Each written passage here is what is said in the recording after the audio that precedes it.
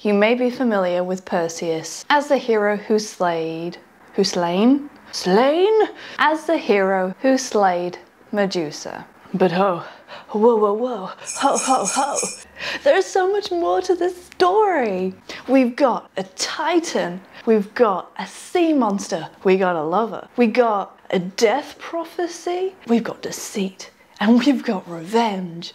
Oh, we've got such a good story. Yes, it's so much fun. There's so much to get through. It's a hell of a hero's journey. Hello, my name is Laura, and I like rewriting myths, legends, folklores, how they originally intended, read out loud as stories. Yeah. Today we're covering the Greek myth of Perseus and the Gorgons. Oh, yeah, Perseus, Perseus. Are we ready? I'm ready. I was born ready, yeah. Okay, I'm getting a little too excited. Grab a snack, a drink. This one will probably be a long one.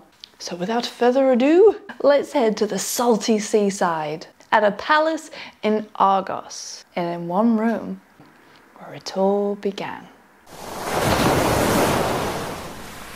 Danae could hear the waves crashing outside. She could taste the grains of salt and feel the walls drip a dewy brine, almost as if they were sweating. But she could not see anything outside of this room. You see, Danae was locked in a windowless stone chamber with only a single locked door and a crack in the ceiling, teasing a great getaway for the bugs and the wind. Alone. She lay on her bed, loosely draped in linens and blankets. The only thing it seemed that were allowed to touch her. Danae, she heard outside her room the familiar, low, rasping voice of her father, Acrisius, the king of Argos. He continued, "You know why you must be kept in here, correct?" Of course she knew. It was all the old man ever talked about since the oracle gave him that prophecy. The one foretelling his impending doom, that his one and only grandson would bring his death. And now Acrisius spent his days wearing down the marble floors in the same fretting pattern, thus imprisoning his one and only, and very beautiful, might I add, daughter, Danae. This way it would be ensured that no man could ever meet her, touch her, wed her, or bed her. Yeah, that wasn't in the script. Such a cruel and paranoid maneuver could have worked if his superstition did not overlook the power of her beauty and underestimate the gods. Yes. And who else do we believe it could possibly be other than the married king of the gods himself? Yes, Zeus. Zeus has arrived, people. Of course he has. Zeus has arrived with his forever wandering eye, glinting a lustful shine. It was as if all of Greece was woven in his web, and any woman of beauty who shook the strings, he just had to devour, in whatever shape or form necessary. And Danae was the one most recently caught in his silky silver eye. And in the form of golden rain, Zeus poured himself through the crack in her ceiling and sprinkled onto her belly like a warm pool of melted treasure, soaking through to her womb. And soon thereafter, the room echoed cries of a newborn baby. And King Acrisius, he heard this, but didn't want to believe it. He stomped his way through the halls like a stampede of horses, barged open the door. But it was all true. His fears, the rumors, the sounds. A little baby boy cradled in the arms of his daughter. Fear thumped his heart like a war drum, dun dun dun, and ripped the commands from his mouth. Put them in a wooden box and throw them out to the sea. I want them gone from Argos. Do you hear me? Gone! Danae resisted initially, being forced into an even smaller confinement, with her baby swallowed against her chest. The lid was hammered down. She felt a brief sway of gliding through the air before she crashed into the sea. The mother and child curled up together, riding the waves like a lullaby. Some say that even Zeus intervened to protect his son and Danae. He asked Poseidon to calm the seas to prevent them from drowning. A journey with a fated current that took them far from Argos to the crystal blue waters and rocky mountains of an island called Seriphos. It was on one afternoon. A fisherman stood on the shore. The tide swept in and tickled his toes, and he threw out his fishing net long and far as he could. Much of his day so far was met with a grumbling belly and disappointment. So imagine his excitement when something dark rolling over the waves snagged into his fishing line. Ecstatic for a feast, he towed the net in, arms swinging with enthusiasm. But what grated against the sand was not a shark or a school of fish, or any sea creature for that matter, but a large wooden chest. He pried the chest open, popping bolts, each a hammered-in corner. You can see I do this regularly. His eyes widened in surprise. "What are your names?" he managed to ask. "Danae," she replied, stroking the round, chubby cheeks of her little baby boy. "And he is Perseus." He nodded, very slowly. "I am Dictys." She looked at him with pleading eyes and whispered, "No one can know that we are here, Dictys." "Okay," he said. "You can stay with me. You will be safe here."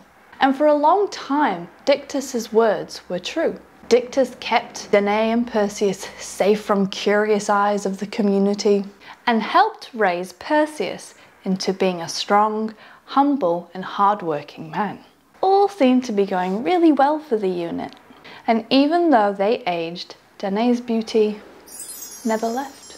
Knowing this, Dictys tried his hardest to keep her from one set of eyes in particular, and that was from the relentless gaze of his brother, the king of Seriphos, Polydectes. And it was on one unfortunate day Polydectes saw Danae, and unintentionally, her beauty drew him in. "Brother," "Brother," Polydectes remarked, "why would you be hiding such a beautiful woman from the people of Seriphos?" What he was meaning was from him. Dictys knew this and responded, "I wasn't—" "Oh, quiet now," Polydectes interrupted, taking gradual steps closer to Danae. It was like she was the most beautiful jewel he had ever seen. His eyes could not detach from her color, her shine, her softness. He wanted to gaze. He wanted to touch. He wanted her to be woven into his life and worn on his arm like jewelry. He wanted her to be his bride. Polydectes opened a hand towards Danae. "I have glorious lands on this island. Perhaps you would accompany me." Perseus surged in front of his mother, knocking the king's hand to the side, presenting a proud chest and fierce eyes. Presenting a proud chest and fierce eyes, he answered for his mother. "She is not interested." A displeased scoff and a flare of his nostril. "And who do you think you are?" Polydectes asked.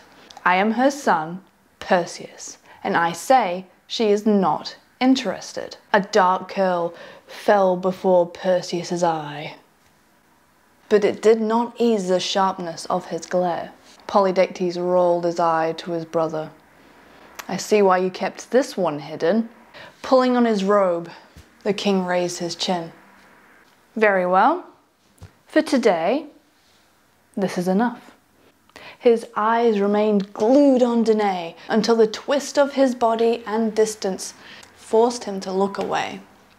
And yes, It was true. That day was enough, but it was only the beginning of Polydectes' efforts towards Danae. Protective of his mother, the more the king tried, the more Perseus intervened. And it was on one night soon thereafter, Polydectes sat in his chair, rolling a stone between his fingers, feeling it get smoother and flatter with each roll. Perseus is the problem, he mumbled bitterly to himself. He knew in order to get to Danae, he would need the removal of Perseus. But how, he pondered, how? The joints in his hands ached with discontentment. Bruised from the rock rolling against bone, frowning so deeply, was giving him a headache. But then, he had it. A strike of clarity, like a just sharpened sword. He had a plan. Ha ha ha ha ha! And so it begins! A few days later, Perseus was by the shore, unknotting a fishing net. He heard the king's men approach. The rattle of armor, boots on dirt, and the rasp of horses' lips after a ride. Perseus stood, raising his chin, narrowing his eyes at them. They did the same. We come with a royal order from King Polydectes. Perseus raised a brow. What royal order? The king is to marry Princess Hippodamia. In celebration, he has asked all the people of Seriphos to gift him a horse. Perseus lowered his eyes, crushing a crumb of dirt beneath his sandals. Living as a laborer and a fisherman, Perseus grew up humble and did not have the means to provide this gift. But, he also could not let this opportunity pass, as this would free his mother from the king's pursuits. And what if I cannot provide this gift? Perseus asked. The man sighs. It is a royal order, not a negotiation. You will need to see the king yourself. And so, Perseus did. He made his way to King Polydectes' palace. He marched his way through. The palace's floors were so smooth and shiny, it was almost like walking on a rippleless lake. And as he knocked on the door, waiting to be allowed into the room where Polydectes was, he looked down, and the floor was as good as a mirror. He entered the room. Polydectes sat there at a large table, speaking with his counselors, and strangely, was almost met with a smile from them. It was as if they were expecting him.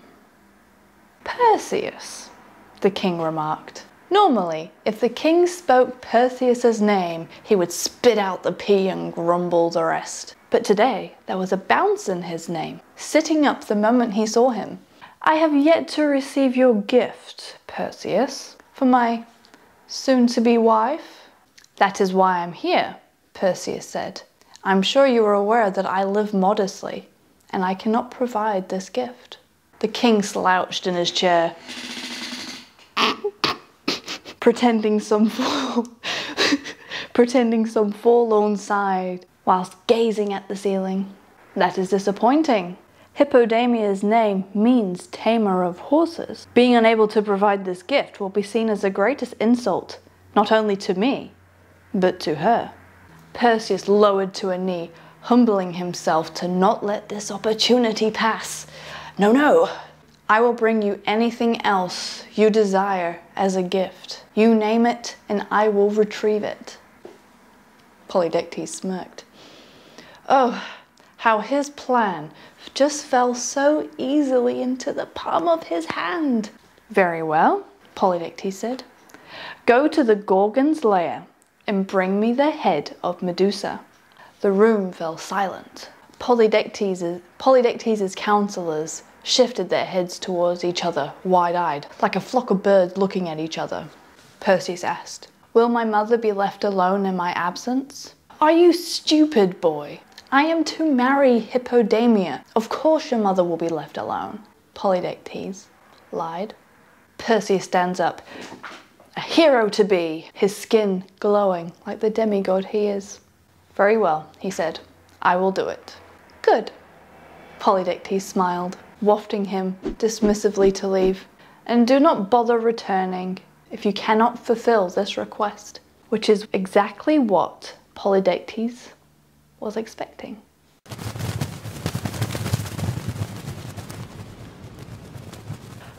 Not wasting any time, Perseus began his journey, full of ambition and determination. Perhaps, though, too much ambition. You see, the Gorgons' lair was a mystery to all, especially because those who did find it never lived to reveal its location. All the men remained there, trapped in a shell of stone, their faces carved for eternity in the horror of their demise. And after a few fruitless days, the unsavory taste of this task was starting to set in. With each step, Perseus found himself wandering more aimlessly than the last, along the rocky shorelines, through the trees, and between the dusty paths of the mountains. There were no signs nor guidance helping him on this journey, and so he sat, sweaty, dusty, and sighing. Looking up to the bright sun, he closed his eyes. For some reason, though, he smelt the crumbling of earth and a waft of vanilla, followed by an even spicier scent, similar to incense. And then he heard quick flutters of small wings breaking the air. Shadows painted his eyelids black, prompting him to open them. And there stood before him a tall, grey-eyed woman, draped in robes whiter and straighter than a temple's pillar. A bristled helmet sat on her head, and holding a shield in her arm, landing delicately on the ground beside her, was a young man with brown hair as playful as his grin. His curls were twisted in almost perfect dishevelment, and his sickle whistled as it weaved between his fingers. Little wings on his ankles perched him safely to the ground. Perseus's eyes widened, and he knelt to the floor, addressing them formally. Athena, goddess of wisdom, and Hermes, the messenger of the gods. Hermes tilted his head. "You seem lost." "Yes," Perseus whispered to the ground. "We have been observing you," Athena said. Perseus raised his head. "We?" "The gods," she stated. "We know of your task of retrieving the head of the Gorgon." Hermes glanced at his surroundings.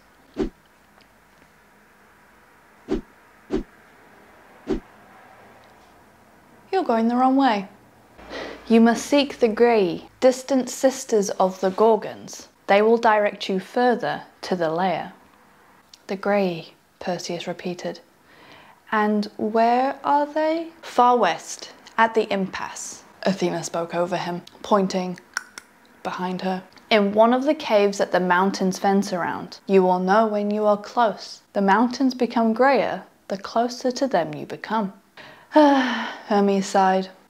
"It's a long journey, but the cave isn't hard to find." They're always mumbling to each other, tossing their body parts around. Perseus did not know what he meant, and didn't know how to respond to that. "They will tell you all you need to know," Athena said. Perseus lowered his head, thanking them for their assistance. "Take these," Hermes said, passing him his sickle that was similar to a sword, and his winged sandals, and Athena passed him her shield. Perseus thanked the gods and then made his way to the mountains and cave of the Graeae. And so, after many stumbles, scratching his face on the ground, and tripping over the tops of the trees, Perseus finally adjusted somewhat to the sandals and flew west, following the rocky mountains towards the Graeae. Ooh! And after some days, the colour of the mountains deteriorated further and further into the shade of charcoal. And then he heard it, the piercing cackle, ring out from one of the caves below. He swooned towards it, leaving the shield and sickle by the cave entrance. His feet delicately tapped on the cave floor. The Graeae sisters were the colour of sea foam, from their bony grey skin to withering white hair, and the washed out rags that sagged off them. Muttering between each other sounded like there were 10 of them speaking, not 3. A single eye and tooth passed from one sister to the next. Perseus walked in, his sandals silent in comparison to that toothless chitter-chatter of tongues slapping against gums. "Who goes there?" one squawked, popping an eye in a socket, squinting at him. Perseus regarded them for a moment, and then simply said, "A man." "A man?" one said. "Oh, pass it over here," another sister said, flinging her skinny arm hopelessly around, searching for the eye. And once she found it, she pulled a very similar expression, squinting at him. "What is it you want?" she asked, removing the eye and passing it to the final sister, who had yet to regard him. "I'm in need of your assistance," Perseus said. "Assistance?" they cawed mockingly, cackling between each other. Perseus watched the iron tooth slip finger to finger from sockets to gums, now almost ceaselessly. "Yes, I am looking for the Gorgon's lair, and I am told that you know where it is." Another cackle, ringing off the cave walls and stinging his ears. "And he thinks we would tell him," one said. "Stupid boy," another said. "The Gorgons are family. We would not tell you of their lair," a single eye judging him up and down. "Stupid boy, now leave. We're very busy." The muttering returned, sliding their eye and tooth again and again between each other. Perseus stood closer, watching their hands more intently now. One scowled. "He is still here!" she shrieked. "He's what? Oh, pass it back to me." But it was during this final iron tooth removal, Perseus launched forwards and snatched it from their grasp, stepping back quickly as they fell to their creaky knees and reached for him blindly. "No, give them back!" they shrieked. "Without them we cannot see, we cannot eat, give them back!" "Got an eye here, tooth here?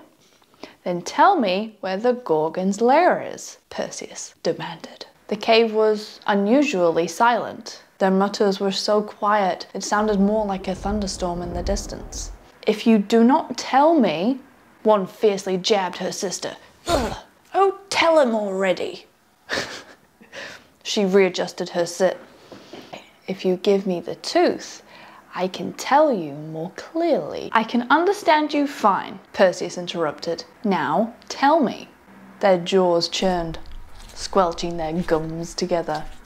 "Visit the Nymphs of the North," one said, reluctantly. "They will tell you the location of the Gorgons." "And they have items," another said. "A kibisis, a magical impenetrable bag, and Hades' cap of invisibility." The eyeless, toothless, crumbling ladies huddled together, their chins peaked, shifting aimlessly in the direction they assume him to be in. "Nymphs of the North," Perseus muttered, pondering. "Okay," he said, turning to leave. "I will return your eye and tooth once I have the Gorgon's head." They shrieked, climbing on top of each other, begging him not to take their eye and their tooth. But it was too late. Perseus had flown from the cave and travelled to the forest where the Nymphs of the North resided. It was easy to tell when one had entered the Nymphs' forest. It was delightfully warm and bright with colours from sweetened berries and blooming flowers, and the gentle rustle of the trees sweetened the air to almost a syrup. He licked his lips. Tasting the candied breeze. He heard a splash of water and playful giggles coming from an opening just up ahead. Perseus headed towards it, spreading apart the bushes to look inside. And once he did, their heads whipped towards him, frozen mid-play at this intruder. Stunned from their beauty at first, his voice started out as a croak. Excuse the intrusion. I am Perseus. I have been tasked with retrieving the head of Medusa and have been told."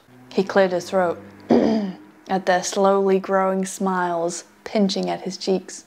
You know the location of the Gorgons? They glanced at each other and giggled.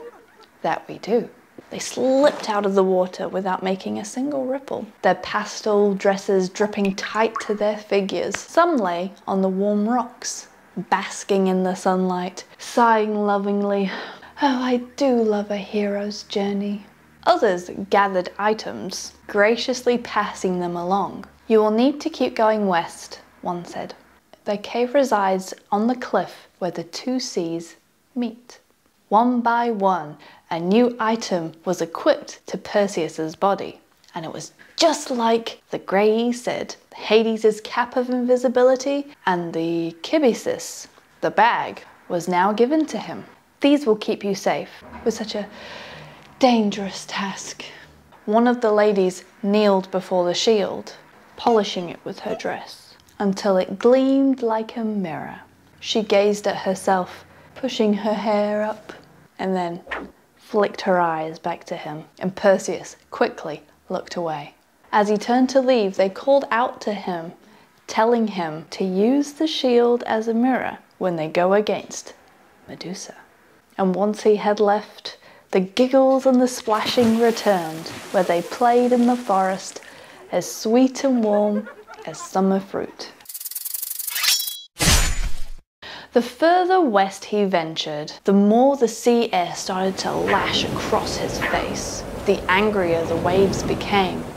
Perseus landed by the cave entrance, his hair soaked and dripping. His skin was damp, windswept, cold, and still, repeatedly, whipped by salty ocean air.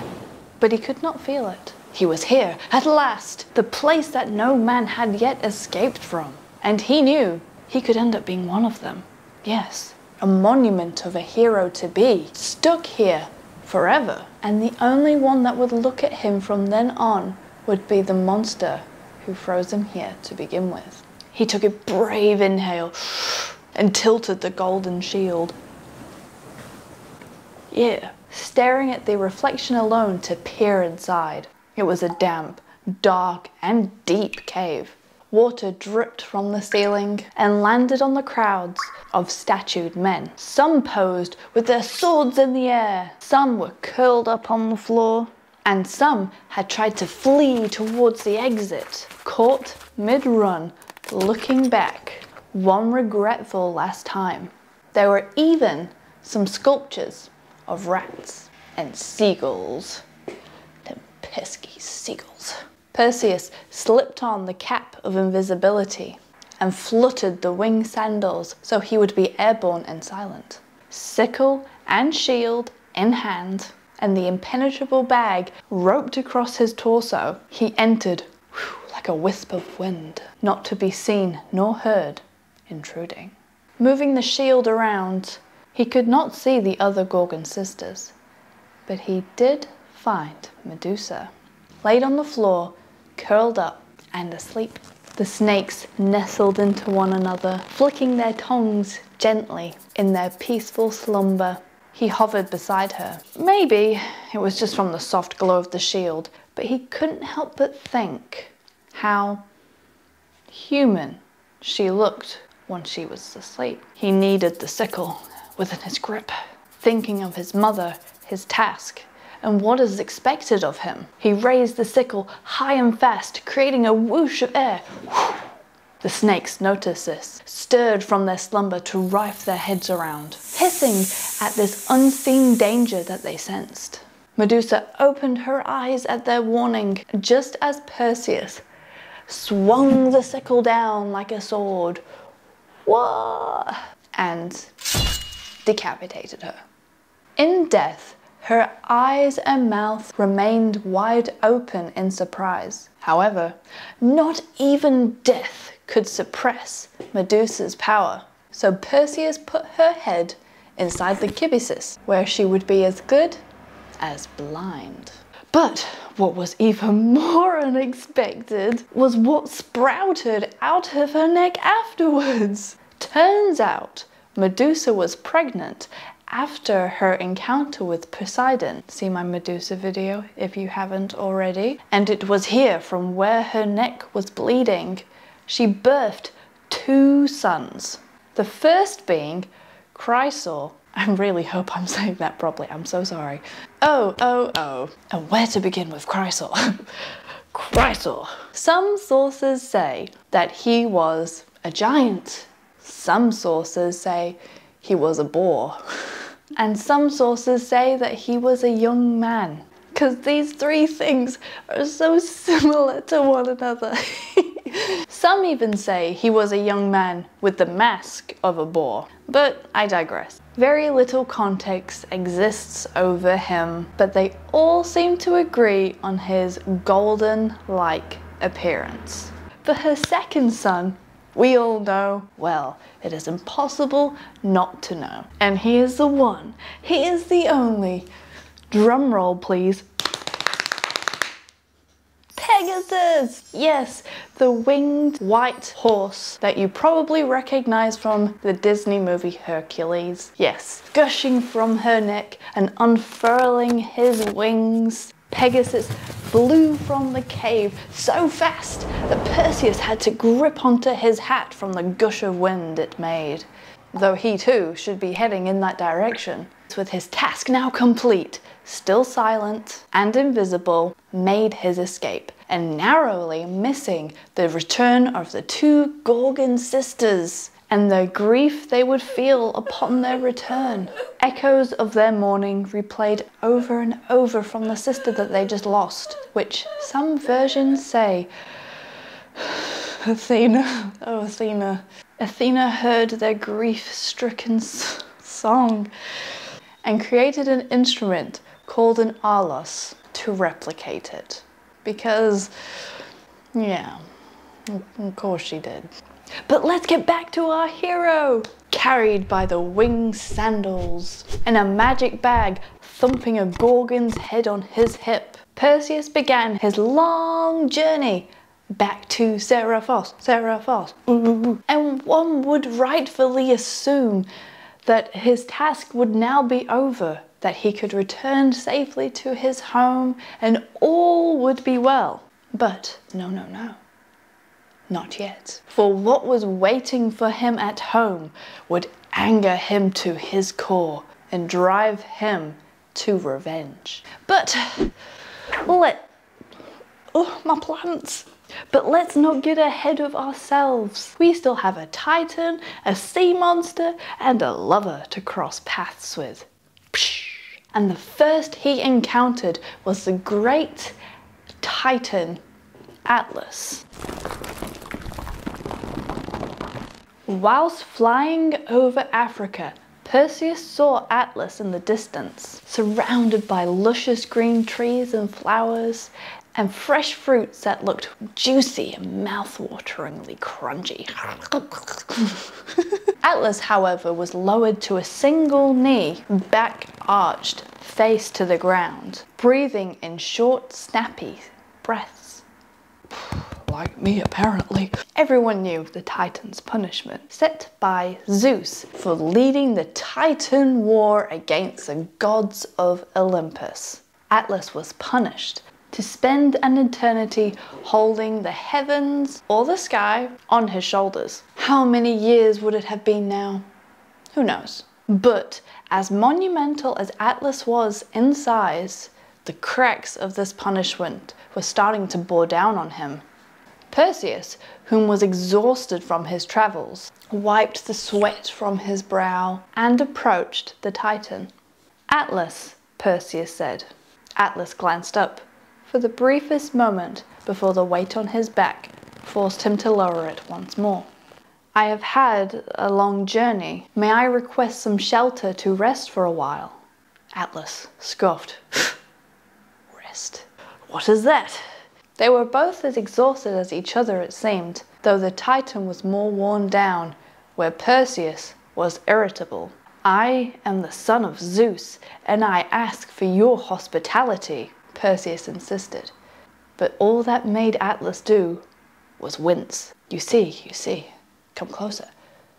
He had heard a prophecy once. Oh yes, a prophecy, them damn prophecies, that the son of Zeus would come and steal his precious golden apples. Held in the garden where his daughters reside, two things he was particularly protective of. And though, yes, Perseus was the son of Zeus, he was not the one the prophecy was foretelling. I know who. Do you know who? Ooh, we'll get to that one point. Anyway, but Atlas did not know this, and so he outright refused him. "There is no shelter for you here," he growled. "Now leave." Perseus' mouth twitched, shaking his head in disbelief.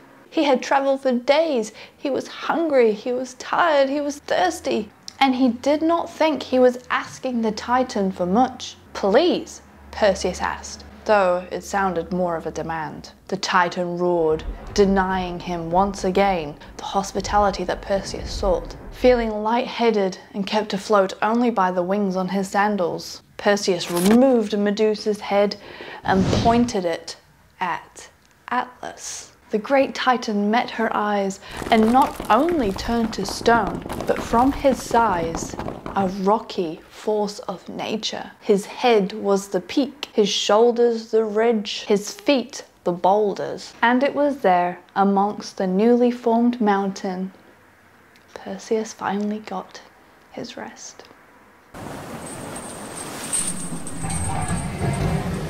Perseus continues on his journey home, and it was whilst he was flying over the kingdom of Ethiopia, Perseus noticed something tied to a rock in the sea.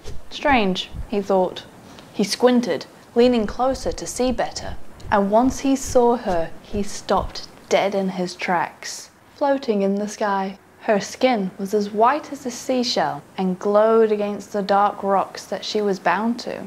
And when a wave crashed itself into the rock, the droplets that landed on her made her glisten like a diamond shifting against the light. Now you may be wondering, why is there a maiden tied to a rock? Well, you see, she is waiting to be devoured by a sea monster. And that didn't answer your question, did it? This maiden's name is Andromeda, and her parents were King Cetus and Queen Cassiopeia of Ethiopia. And the Queen Cassiopeia, though beautiful herself, was also incredibly vain and made the foolish decision of boasting her beauty outdid the Nereids, sea nymphs of Poseidon. And as we will find with many of these Greek tales, one does not simply boast of their beauty, not without consequences. But you see, this angered the Nereids, and thus they brought this to Poseidon. Furious at such a statement, Poseidon sent the sea monster Cetus to their lands to cause destruction. Homes were demolished, people were dying, their crops were ravaged. And in desperation, King Cetus consulted with Zeus, whose wise counsel recommended that he offered his daughter Andromeda to the sea monster Cetus as appeasement to Poseidon.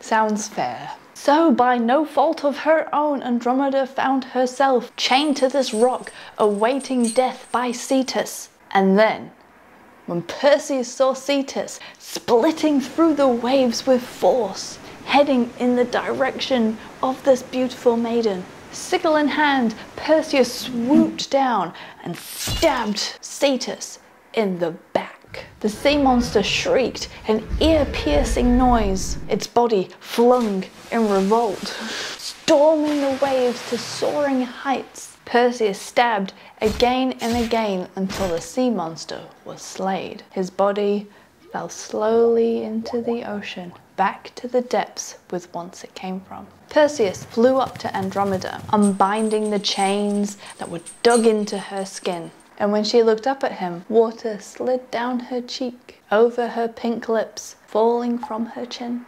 Perseus watched, mesmerized, and instantly in love. "Thank you," she whispers. "Who are you?" "I am Perseus." "And you are?" She smiled. "I am Andromeda."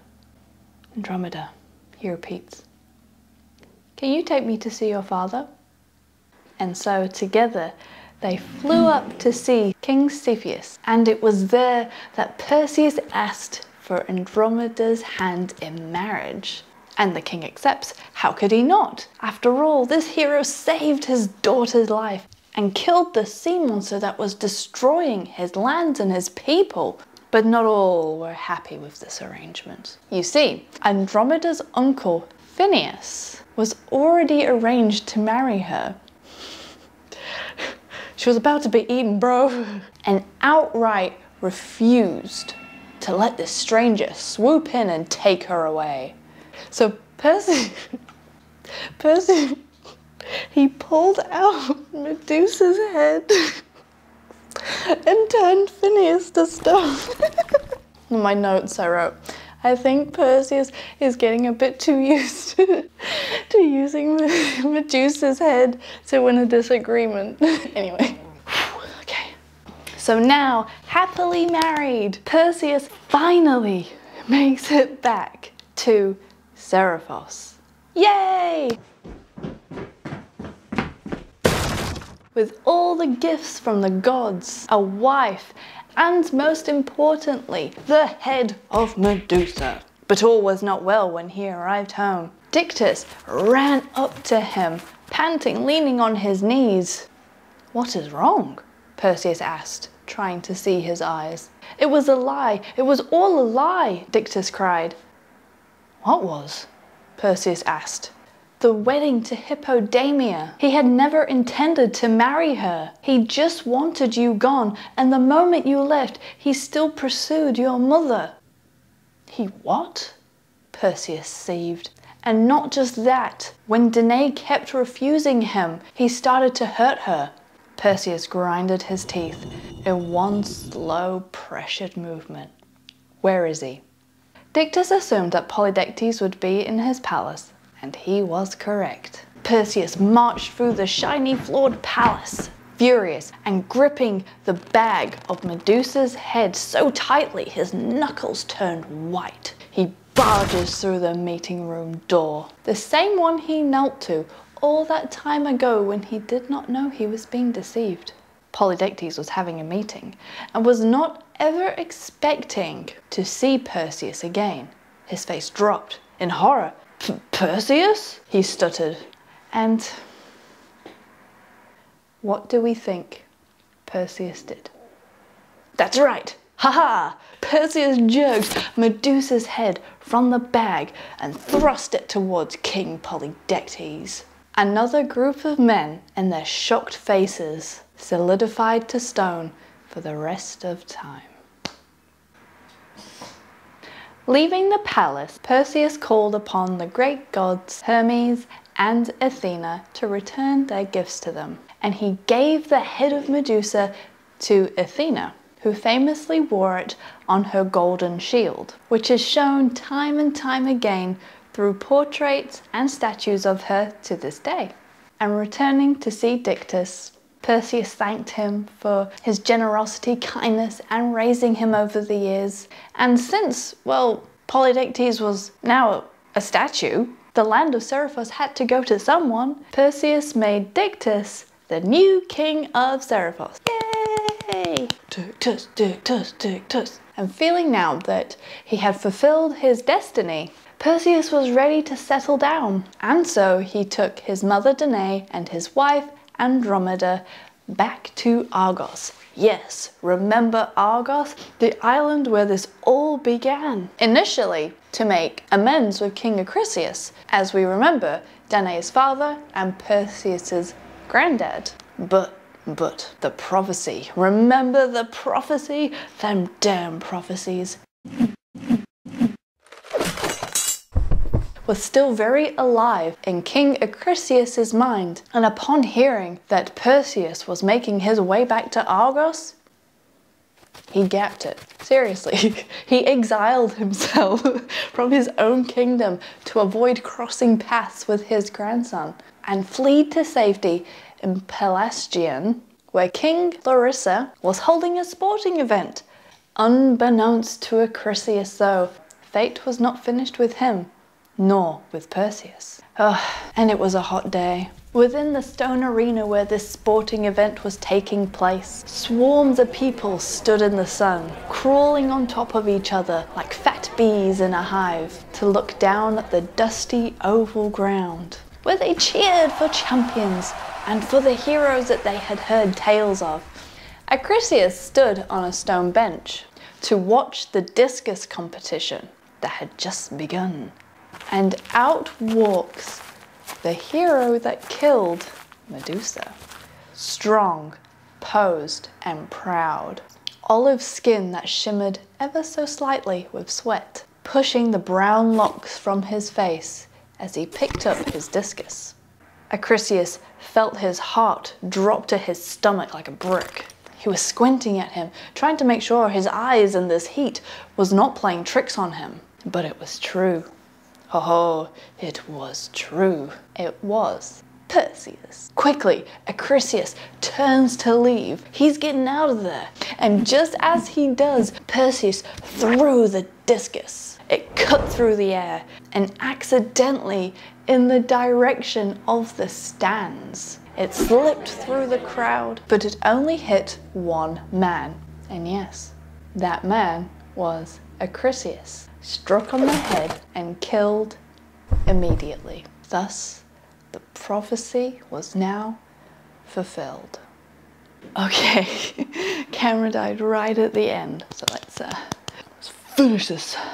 Finish him! Okay, so naturally the kingdom of Argos now fell onto Perseus' shoulders, but feeling deeply responsible for Acrisius' death and too much shame to claim the kingdom for himself, he instead traded the land with the Megapenthes, and it was there that he and Andromeda and his mother Danae settled down. They lived a happy life, and Perseus and Andromeda became parents to 7 sons, yes, and 1 daughter, and even became distant relatives to the great hero Heracles. And that was the tale Perseus and the Gorgons, and all the crazy adventures in between. I would love to hear what version you're familiar with, and if you had a good time. I had a good time. I had the best time. If there are any other myths, legends, or folklores, or anything from anywhere in the world that you would like me to rewrite like a story, then share it down below. And yeah, so thank you for joining me here today.